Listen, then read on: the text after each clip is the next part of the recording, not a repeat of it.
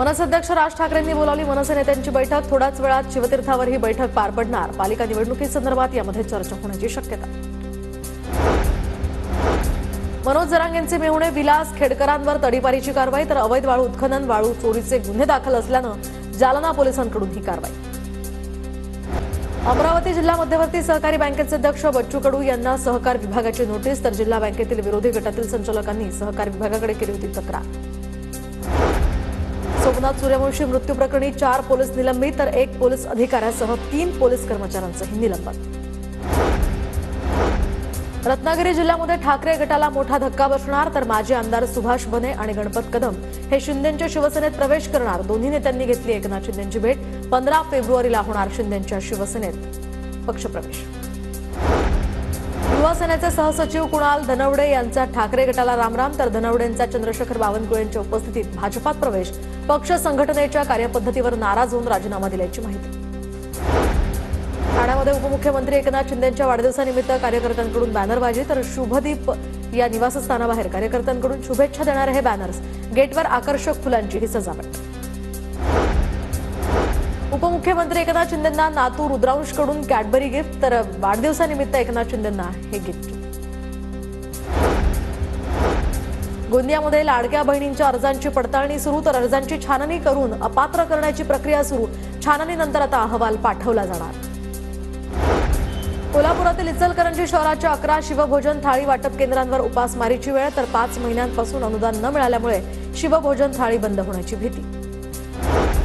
महापालिकेकडून जंगली महाराज रस्त्यावरील छत्रपती संभाजी महाराज उद्यानाजवळच्या वाहनतळ मेट्रोला देण्याचा निर्णय, तर वाहनतळ देखभाल दुरुस्ती अभावी अनेक वर्षांपासून पडून। भोरचे आमदार शंकर मांडेकरांकडून पुणे पर्यटन विभागाच्या अधिकाऱ्यांसोबत बैठक, तर मतदारसंघातील राजगड, भोर, पानशेत, मुळशी या भागातील ऐतिहासिक ठिकाणांचा पर्यटन विकास होण्याचा या ठिकाणी अभाव। फुलेवाडा स्मारकाच्या भूसंपादनास मान्यता, तर पहिल्या टप्प्यात 40 कोटींचा खर्च। भूसंपादन प्रक्रिया सुरू करण्यास स्थायी समितीची मान्यता। परिसरातील 91 इमारतींची जागा ताब्यात घेतली जाणार। विद्यापीठ अनुदान आयोगाच्या प्राध्यापक, प्राचार्य आणि कुलगुरू निवडीच्या नियमावली मसुद्यानुसार हरकतींसाठी आता मुदतवाढ। 28 फेब्रुवारीपर्यंत हरकती सूचना नोंदवता येणार। अहिल्यानगरच्या बेल्हे गावामध्ये कचरा वेचक 2 महिलांना तरुणांकडून मारहाण, दोन्ही महिला यामध्ये गंभीर जखमी। एका आरोपीला या प्रकरणी अटक, तर आमदार संग्राम जगतापांनी या संदर्भात महिलांची घेतली भेट। पुण्यातील मुळशीतील सोसायटीमध्ये आढळली पाकिस्तानी चलनातील नोट, तर या प्रकरणी चौकशी करण्याची ग्रामस्थांची मागणी। नागपूरच्या ताजबाग परिसरामध्ये बर्ड फ्लूमुळे 3 कोंबड्यांचा मृत्यू। पालिकेकडून आता 3 किलोमीटर परिसराची तपासणी। परिसरातील 24 संशयितांचे नमुने तपासणीसाठी पाठवले।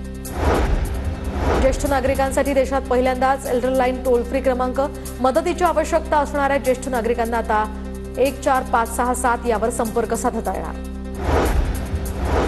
यूपीएससीसाठी अर्ज करण्यास मुदतवाढ, तर प्राथमिक परीक्षेसाठी अर्ज करण्याची तारीख ही 28 फेब्रुवारीपर्यंत आता वाढवली। आयोगाच्या संकेतस्थळावर यासंबंधी नोट प्रसिद्ध।